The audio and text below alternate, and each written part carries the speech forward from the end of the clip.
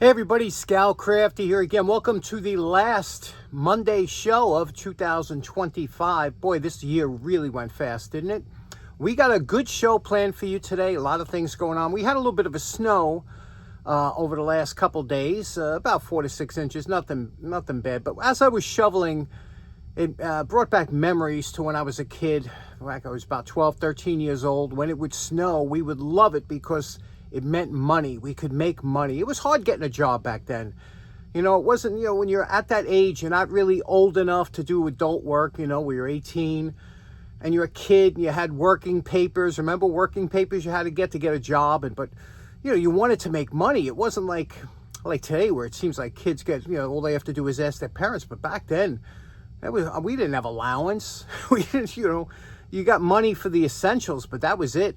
Anything you wanted over and above, you had to earn. So when it snowed, it was a fantastic time for us to make some extra money. And what we would do is grab our snow shovels and 3 or 4 of us would get together and go from house to house. We knew the older people that might, not want to shovel and give us a break. And it was funny because, depending on the group of boys you hung out with, there was always that one kid that was good at bargaining and talking and things like that. And he would go up to the door as the 3 of you waited behind, and he would say, would you like us to shovel your walkway, and we'll do the walkway and the sidewalk for $10, and it was funny. It depends. Sometimes if you got the woman, usually we always like to talk to the woman of the house, but sometimes the guy would say, yeah, go ahead, do it, for $10, it saves me having to do it. And, if it was 4 to 6 or 8 inches, it was better because the higher it was, the more people would hire you. And $10 for the 4 of us. That was $2.50 each we would get. And you would say, well, that don't sound like much. But remember, back in 1975, minimum wage was $2.10 an hour. So if we were making $2.10, and $2.50, it only took us 20 minutes. We thought we were doing great.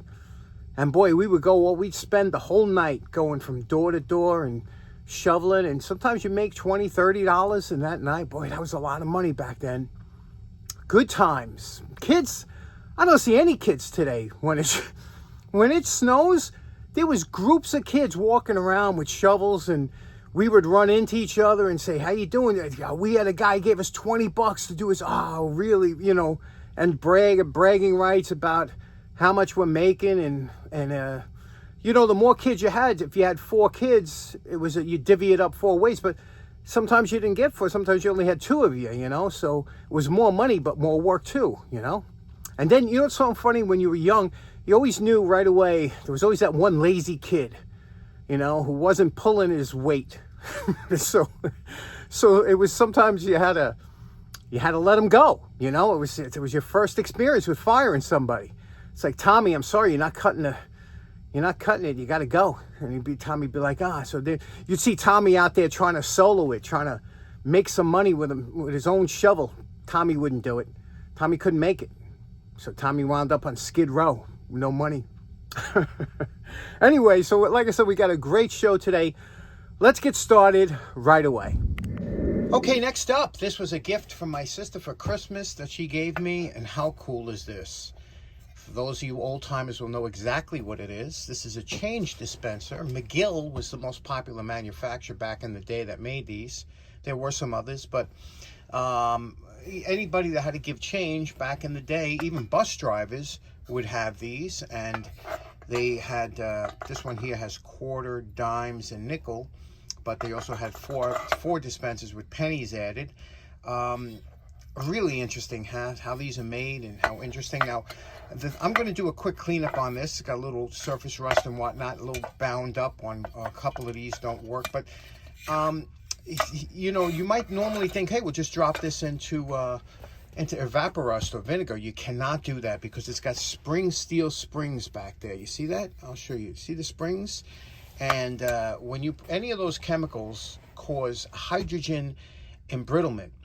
And what that means is the molecules change, and then all of a sudden those springs will snap in your SOL. So what we're going to do here is we're going to do a manual cleanup, which is always a preferred method. We'll use some 50-50 on here, see if we can't get it working. But let's take it to the wire brush first and see what we got going. Okay, this is, we did some basic wire brushing here, got a lot of the surface rust off, but now we have to get into all the insides and everything. And to do that, you're going to use the Dremel with an assortment of wire brushes. You got to be very careful with these. You run them at a low RPM. If you ever are going to buy a Dremel, you must buy one with variable speed, or get a variable speed pedal that they sell. Do not try and run this with a regular Dremel that does not have variable speed. These things will spit out like a porcupine quill and get into your clothes, and you really should have a bunch of different, you know, I wear a smock when I'm using this, or an apron, and then you should definitely have always in the shop eye protection. And let's get started and see what we can get some of that rust on the bottom there. You see all that in there embedded?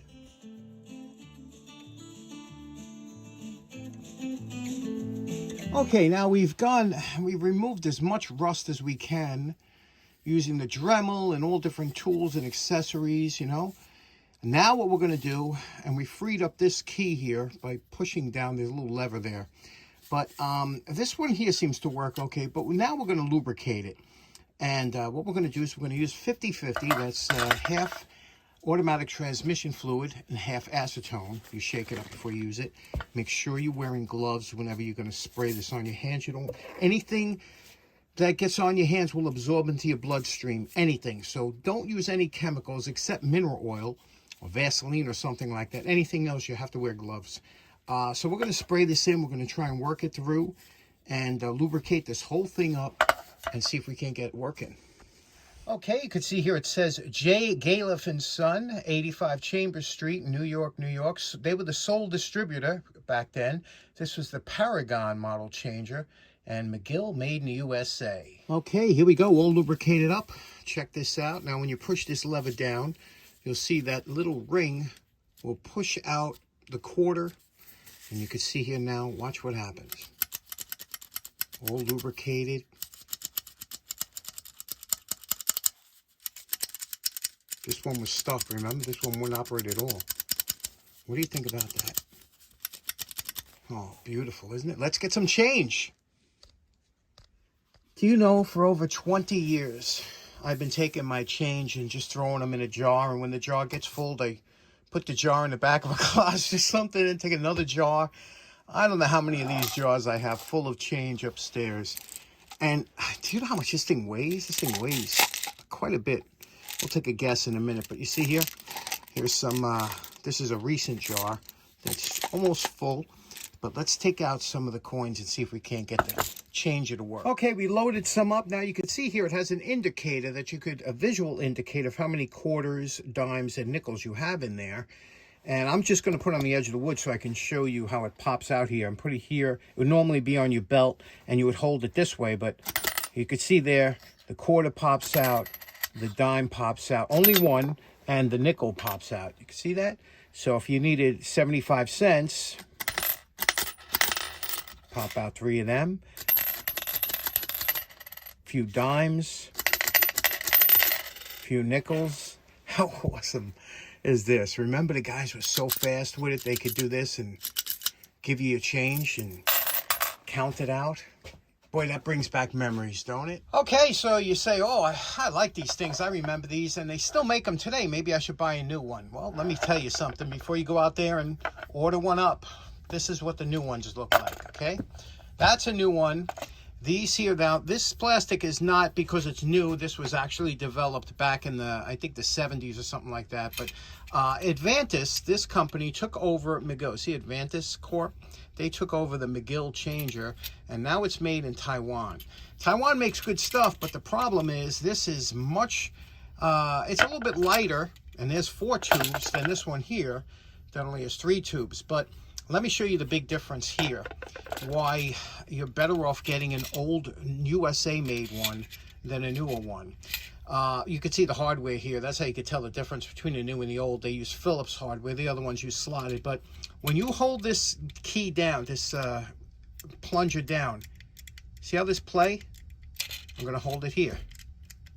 Look how much play there is when I hold up. I'm pegging that down. Let me show you the old one here. Here's the old one. Open, solid. Open, solid. So what's the difference, you say? Well, let me show you. I loaded up 8 quarters, 8 dimes, 8 nickels. Let's see how they dispense. Okay, we got all 8 out of that.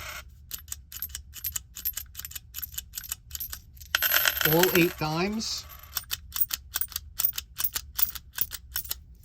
All 8 quarters, empty, okay? So they dispensed everyone without a problem. I loaded 8 coins in each tube here. Let's try quarters.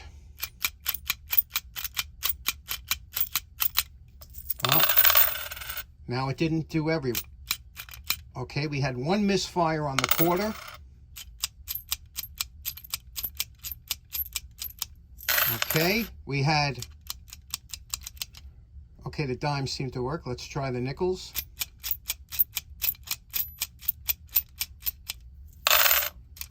Nickels work. Let's try the pennies. Pennies worked. So we did get a misfire, and sometimes the nickels misfire. So there is definite. Oh, wait a minute. Wait a minute. We had a quarter misfire. So we had 2 misfires. Now, if you're kicking out change real quick, and you're slapping out, you know, and you're just counting the clicks, you're not looking in your hand, this could be a problem for you. So I'm not a fan of the new stuff. Never am. Okay, next up for today's project, we have a nice, perfect handle style screwdriver. And remember, we were doing these for a while when we first started with the channel. All of us newcomers to the tool restoration channels, we were knocking these out and we were looking for them, and they were kind of hard. Then all of a sudden, before you know it, you have 15 or 20 or 30 of them floating around, and they're such a pain in the neck to take these handles off and redo them. They're so much harder than they look. It just takes time, you know. But this one here, you'll see the handles are loose, like they all are, because they shrunk a little bit. But I'm going to try and fix this up so that, you see that movement there on the top? So what we're going to do is we're going to force this down on both sides. We're going to fill this area in here with wood and sawdust and glue and everything so that it has nowhere else to go, and then it should be tightened up. We also have a hole there that we're going to fill in, and then we'll sand it down and we'll see what we can do. But as far as the shaft goes, the tip is in pretty good shape here. Somebody thinned it out a little bit, and you could see the way they did it. Can you see that? It's kind of, there we go. Can you see it? They did it the best they could, I guess, but we could do better. But it's not bad. Most of the tip is still there, but we'll just, we'll do the tip over, we'll do the shaft over. It's not bad. What do you say we get started? Okay, so the first thing we're going to do is fill this in here. Now, remember I told you that this is loose, but it's only loose back and forth like this. It's not loose this way or sliding sideways. It's just up and down. So we force it all the way forward where it can't go anymore. It opens up that gap in the back here. And then once that's like that, it feels very tight. So we have to put wedges in there. So we're going to have to make some wedges. Now, we could put sawdust and glue and pack it in, which we'll do around the wedges. But the wedge will make sure that it can't move anywhere once that's in there. And to make a wedge, we can use any scrap wood we have around the shop. We can use an ice cream stick is always good. That's a pretty strong wood. We could use these toothpicks here because they're sharp in the tip. You could drive it in. Again, once the wedge is in there, this can't go anywhere. So then the rest is just filler. You know, the main thing is that it really can't move. So let's see what kind of shreds we can, shims we can make out of this. Now, it only takes a couple seconds on the belt sander to thin out the end of that ice cream stick. Okay, you see what we did there with the belt sander? We put this over here and we made, look how thin that is. We made that razor thin with the belt sander, right? And now what we're going to do is we're going to cut this way and cut it lengthwise to make a bunch of little shims that we can go around there. And we're just going to keep filling that in. So we're going to cut it across, and then we're going to cut them down. Across, we'll use a that thing shot across the top. There's the little tip. Now we want to do some vertical cuts, and we'll take, and all we use is our utility knife. We'll put it down here, and make some straight cuts. Just rock it back and forth. It'll come off, should come off real easy. Thin, make thin shims like this, okay? And there we go. We got 3 of them there. Now what we're going to do is take this shim, dip it in glue, place it in here, and bang it down. And look at that. Little mini shim. And make them a little bit longer because you can always sand that off. But we're going to do that and try and get a few of them around the edge. Now the idea is to make a bunch of wedges and put them all the way around that crack and fill it in so that it's nice and tight and it has nowhere to go. Okay, there we go. A series of wedges all the way around, took away that gap. Now these handles are super solid. Filled in that hole here with some toothpicks and glue. There'll be a little bit of a dimple there, but it's structurally sound. Now we're going to take it to the belt sander and make this into a usable screwdriver. Okay, we're ready for some finish on here. We went through all the bend, the grits, and look at that nice tip on there, huh? Refinish that, and let's take a look at what we did here. Now, you could see the fill. You'll never get that to match this perfectly, but you can see it's a mechanical fix without having to pop the scales off. That's super solid. It can't expand or contract anymore because that's filled in. And now what we're going to do is we're going to, I'm going to put some gun stock on there, and then couple coats of shellac. You'll never get some of these marks out because it's an older screwdriver, but it'll look good. So let's get some shellac and gun stock stain. Okay, that's just the color, the gun stock. Now what we're going to do is we're going to shellac it once this dries. Okay, now here's our finish with 3 coats of shellac. Okay, now this shine is, some people might like it, but it really, if you really want a shine that kind of stands out or that doesn't look, you know, like it was just redone, what you want to do is you want to take some steel wool. Okay, this is triple O steel wool, and we're going to buff out this top coat of shellac, and we're going to, it don't take long, you're going to dull it out. Okay, and the reason you're going to dull it out is it does give a better appearance to it.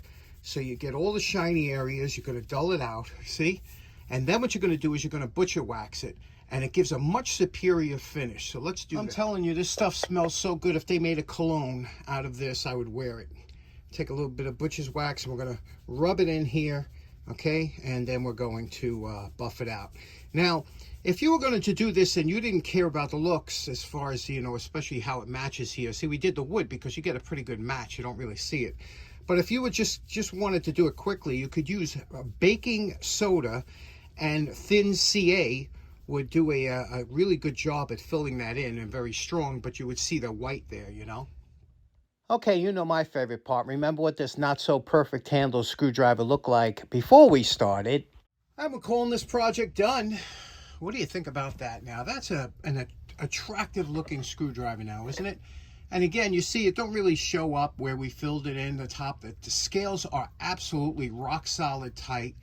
And you won't really see the 3-foot rule looks really good. The handles, the scales, this is waxed now. It's a different kind of look. It's super smooth but not slippery.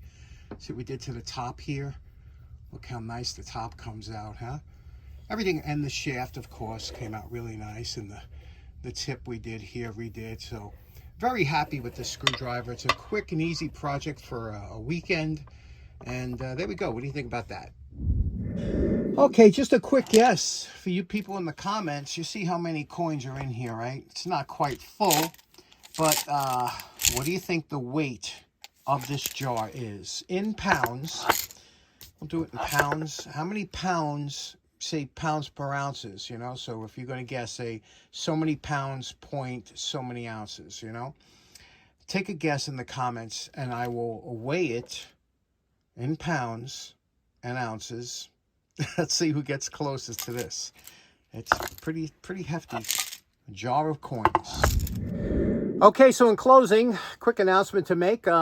This year, for New Year's Eve, we'll be having our 8th annual lantern light off, especially in memory of Bob the Lantern Guy, who's a friend of ours here at the show, and he passed on, and he was the one that came up with the idea of lighting up a lantern on New Year's Eve, and we've kept the tradition going. And right now, Ken from Ken's Lanterns and Things took over the reins of sending out the challenge.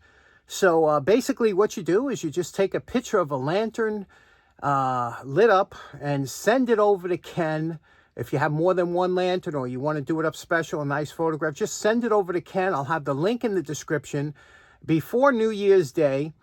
And then he puts together a nice montage from all over the world in remembrance of Bob the Lantern Guy, and also anybody that enjoys vintage kerosene lanterns, but it could be anything, even if you have an electric lantern, anything you want. Ken puts a great job putting it together, him and Nick. So get those photographs over there before New Year's Day. And like I said, I'll have a link in the description. Check him out. And today was a fun episode. I hope you enjoyed it. We'll see you again on New Year's Eve. Take care now. Bye-bye.